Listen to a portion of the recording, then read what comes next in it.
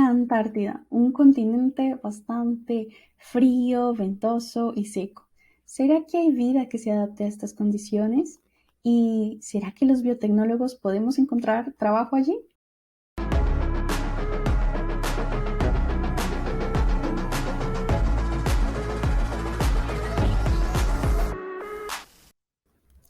A la primera pregunta de que si hay vida, la respuesta es sí, un rotundo sí. Encontramos en la Antártida diversidad de animales, de especies vegetales, de microorganismos y bueno, eso ya nos da una pista para la siguiente pregunta, porque si hay vida, un biotecnólogo tiene trabajo. ¿Por qué? Como ya sabemos, un biotecnólogo va a basarse en todos esos mecanismos biológicos, en el uso de organismos y sus derivados para encontrar soluciones, para crear productos y servicios, ¿cierto? Listo. Lo que tiene acá de especial es que estos organismos que se han logrado adaptar a estas condiciones extremas van a tener ciertas propiedades y características especiales, pues adaptadas a todo este tipo de ambiente, ¿verdad? Lo que pues lo hace aún como más de interés científico. Ahora, nosotros, bueno, los biotecnólogos podemos emplear o podemos trabajar de diferentes formas. Entre eso está la bioprospección. ¿Pero qué sería bioprospección? Bio quiere decir vida y prospección quiere decir exploración. Vamos a explorar la vida que hay allí, sobre todo en estos ambientes extremos, que puede sorprendernos con microorganismos con características únicas. Ahora, conozcamos primero un poquito de la Antártida, que es un continente bastante peculiar, porque, bueno, además de esas condiciones que ya nombramos, tienen, por ejemplo, una división, bueno, más bien no tiene una división política como sí la hay en otros continentes.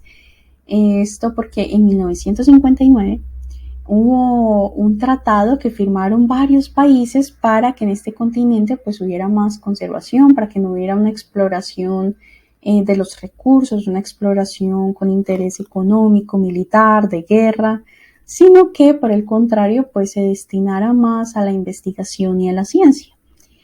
Ese es el objetivo, ese es el objetivo. Hay unos rumores que ni tanto, pero bueno, en fin, el objetivo principal sería la investigación y la pesquisa.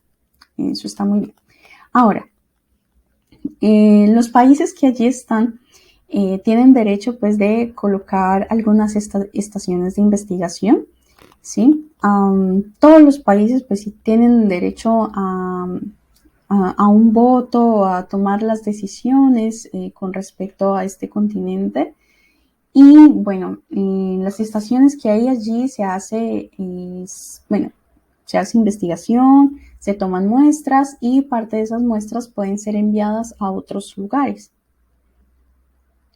Hablando específicamente de Brasil, encontramos, así como los representantes más icónicos, al profesor Luis Rosa o Luis Rosa.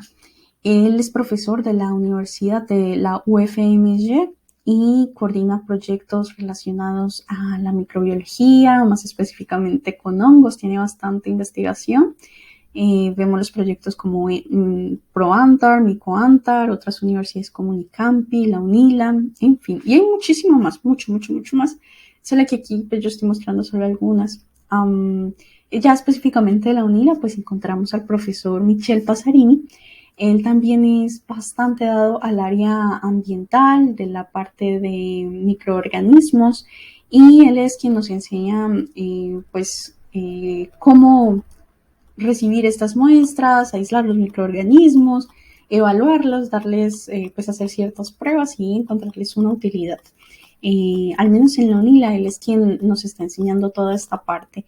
Y a final de este año, de 2022, el próximo mes, en noviembre, él va a viajar, si todo sale bien, esperemos que sí, va a viajar a la Antártida y muy pronto lo vamos a tener de vuelta con, esperemos, más muestras. En fin, esperemos que todo salga bien en su viaje. Ahora, un biotecnólogo, ¿cuáles son los pasos? ¿Cuáles serían los pasos de su labor en esta investigación? Primero, tendría que colectar, o bueno, pueden ser otros profesionales, claro, yo creo que son otros profesionales, Van a colectar, van a recoger esa muestra, puede ser de suelo, de agua, de otros organismos, y serán los destinados para la investigación. Hagamos de cuenta que es de suelo o de sedimentos marinos, como vamos a ver más adelante. Cuando tengan esa muestra, vamos a ver qué organismos están allí presentes. Por ejemplo, qué microorganismos, qué bacterias, qué hongos. Y vamos a tratar de, bueno, vamos a tener una super mezcla de todo unido. Vamos a tratar de aislarlos individualmente, cada uno pues como...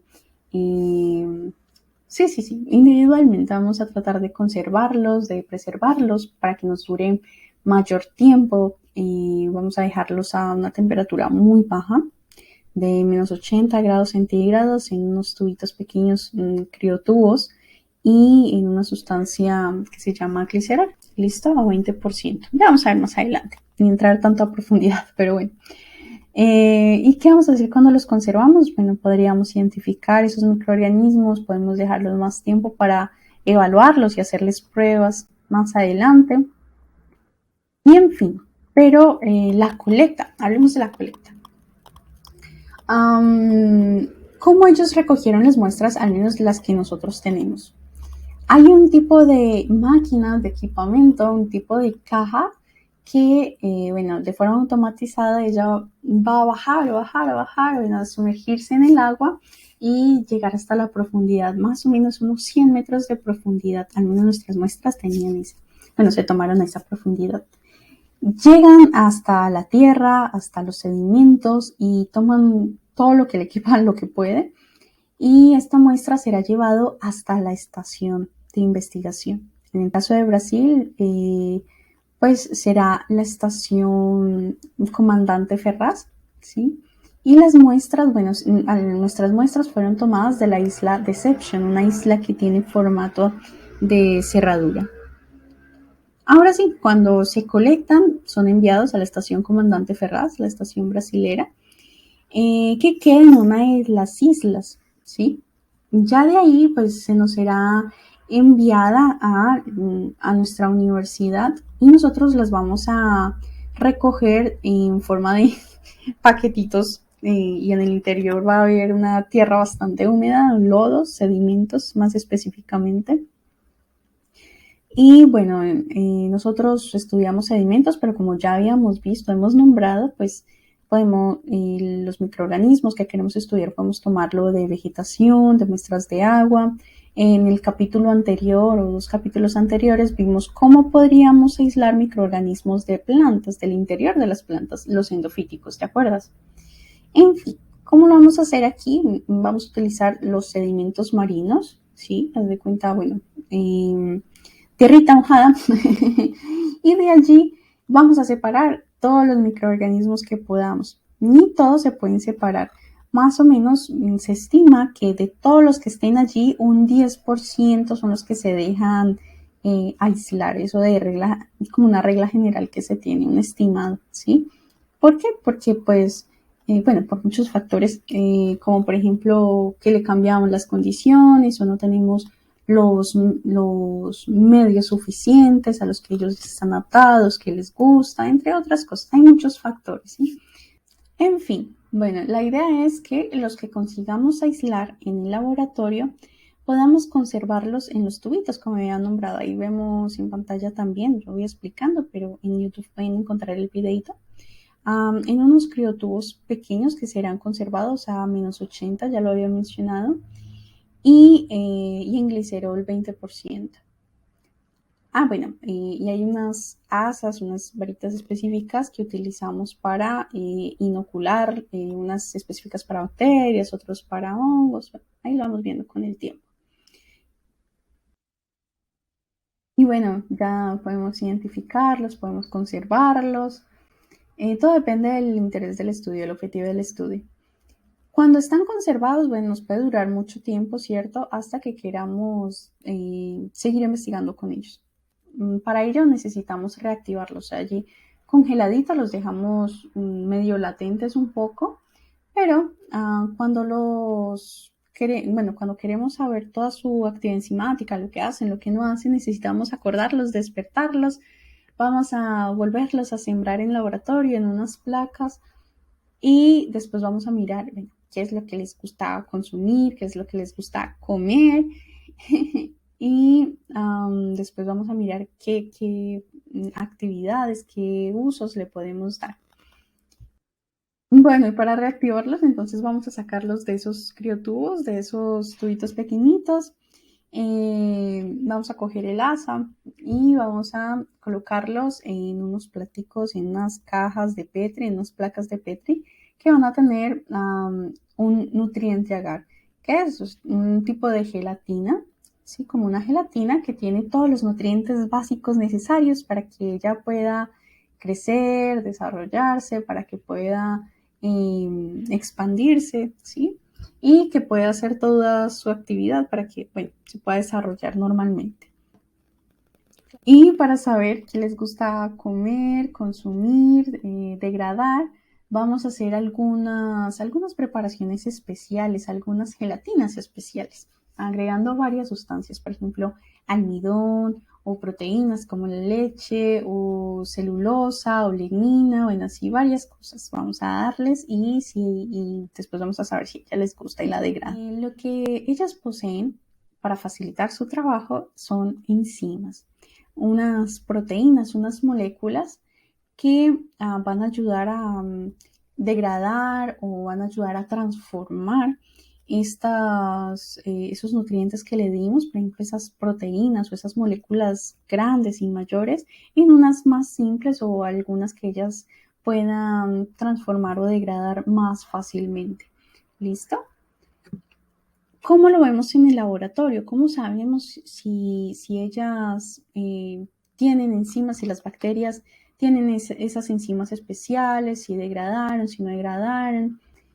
Aquí, por ejemplo, vamos a ver una placa de Petri, un agar, ¿sí? Queremos saber si a ella les gusta la proteína, entonces agregamos leche. Y va a tomar una coloración así medio opaca, oscurita, blanca oscurita, ¿sí? Beige clarito, bueno. Y donde está más oscurito, donde está más opaco, ahí todavía tiene proteína.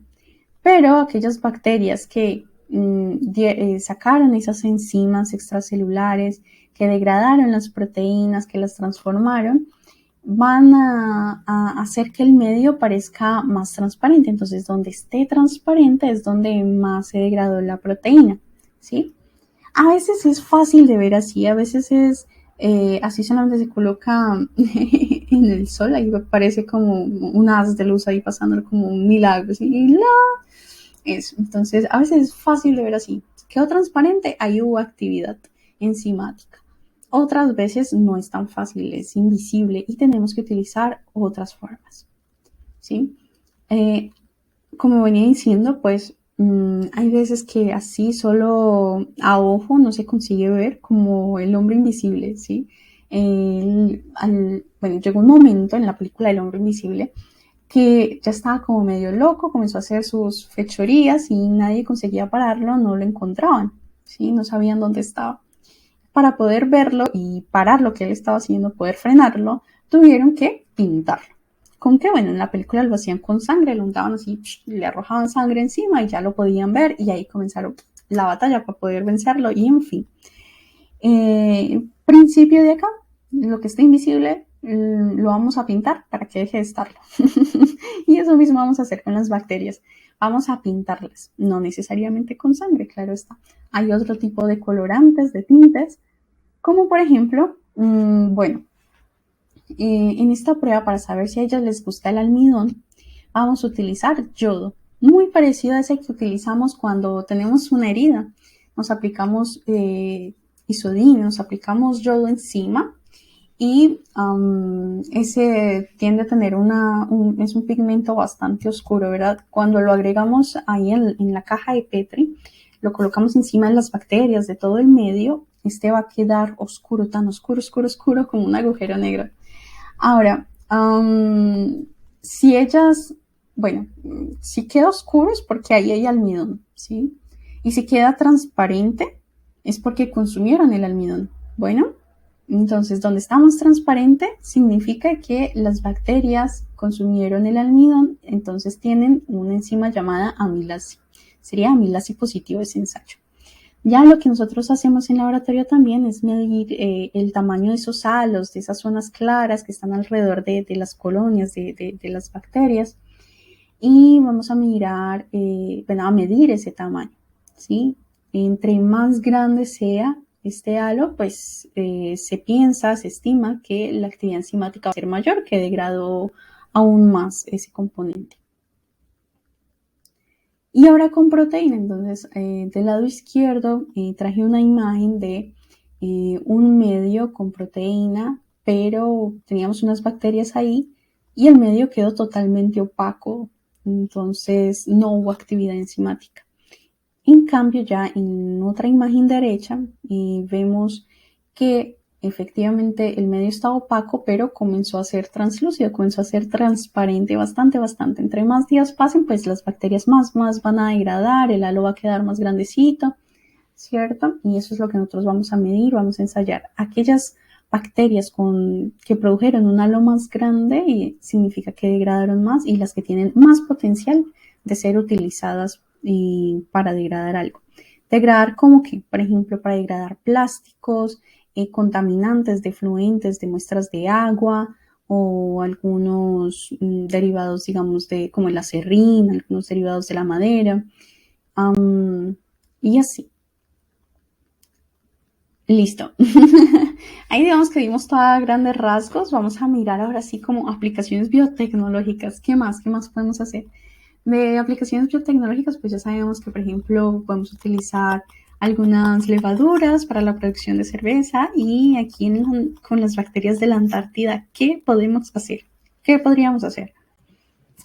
Bueno, primero, podríamos, por ejemplo, eliminar contaminantes como el petróleo, que ya sabemos que esos derramamientos de petróleo contaminan estos ambientes y matan muchas especies animales y por ejemplo, otras especies que estén en el agua, en el suelo, en fin, hemos visto desastres naturales así bastante fuertes, en fin, y difíciles de tratar.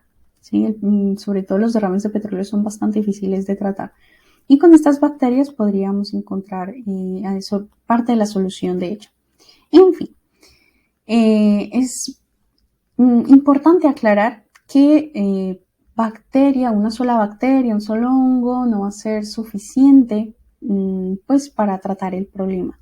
Lo ideal es identificar todas estas que tienen una actividad, que tienen potencial, y después reunirlas todas, hacer como una familia, un consorcio se llama. Vamos a hacer un grupito de amigas, bacterias, hongos, que tengan la capacidad de degradar ese contaminante, ese compuesto de interés. Traje un gráfico bastante sencillo donde, digamos, tiene una línea de color verde que identifica los hongos, y ahí están mostrando la degradación de ellos de un compuesto. Ellos lograron degradar ese compuesto, lograron transformarlo, y hay otra linecita un poquito más alta de las bacterias, entonces ahí se nota que las bacterias también consiguieron ahí degradar, ¿listo? Un poquito más. ¿Y qué pasa si no los hacemos por separado? Si no los dejamos por separado, sino que juntamos bacterias y hongos.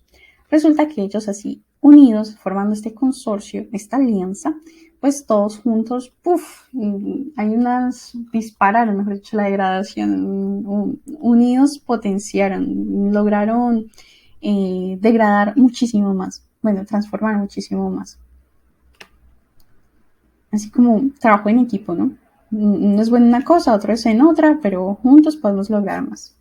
En fin, ¿qué más podríamos degradar? O qué más bien voy a mostrar unas investigaciones, otras que ya se han hecho o que se están haciendo. Digamos, hay una noticia que dice: microorganismos de la Antártida que comen combustible pueden ayudar a la limpieza del plástico. Ya saben que el plástico también es una grande problemática que tenemos, no solo ya dentro de los continentes, sino también en el mar. Hay grandes islas de plástico, de basura.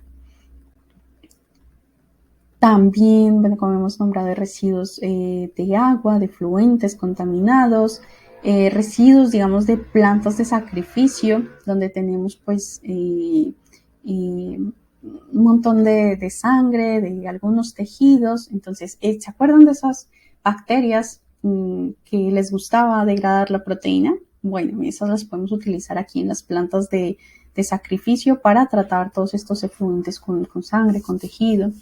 Y bueno, y que no paren en ríos o en otros cuerpos de agua que estén más limpios, ¿cierto? Ojalá, pues para no contaminar tanto. En fin, y también residuos de papel. Ahí teníamos creo que no me alcancé a mostrar, un ensayo de celulosa, bacterias que puedan degradar la celulosa, entonces nos van a ayudar para degradar, derivados, digamos, de madera o el papel, el cartón, ese tipo de cosas. Hay otras bacterias que nos pueden ayudar incluso a combatir el cáncer, ¿sí? Tienen potencial antitumoral. También hay más noticias, digamos, encontraron algunas, en este caso, unas sustancias que eran capaces de combatir las bacterias que son resistentes a antibióticos, ¿sí? Estas sustancias fueron encontradas en esponjas marinas.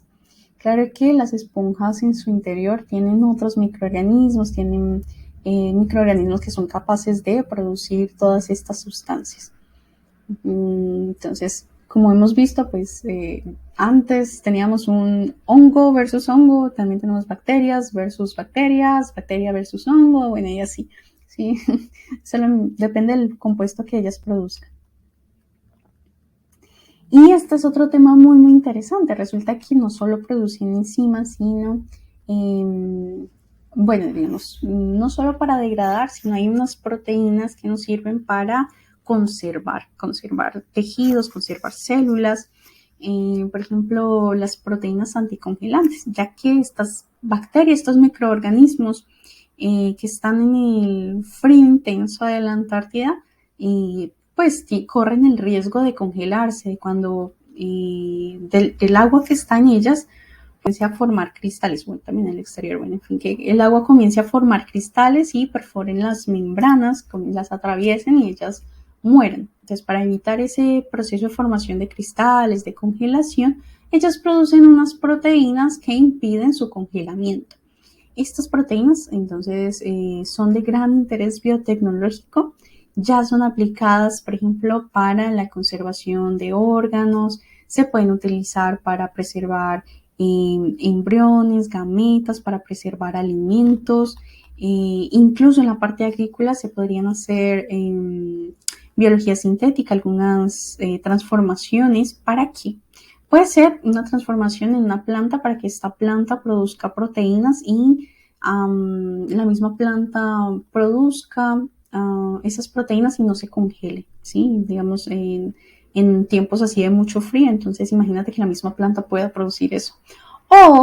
O modificar los microorganismos endofíticos que están en el interior de la planta para que estos produzcan esas sustancias, para que produzcan esas proteínas y no solo se protejan a ellos, sino protejan a la plantica. Entonces, imagínense. Bueno, se pueden hacer muchas cosas, ¿sí? En fin. Y también se pueden utilizar estas proteínas y agregarlas al combustible del avión para que el combustible no se congele, pues en esas alturas, ese frío tan tremendo. Entonces se le agrega esas proteínas anticongelantes al combustible del avión, así este no se congela y el avión puede conseguir andar hasta su destino y todo el mundo llegar seguro a su casa. Ya, cerrando por aquí. Entonces, dime tú, ¿cuál sería la importancia de bioprospectar? ¿Qué proyecto se te ocurre o cuáles ya estás haciendo? Cuéntanos más. Y no olvides de seguirnos en nuestras diferentes redes sociales. Estaremos, bueno, en YouTube, en Spotify, en Facebook, en Insta, todo como Universo Biotech. Un gran placer estar aquí con ustedes en más un capítulo. Un fuerte abrazo y hasta la próxima Biotechnauta.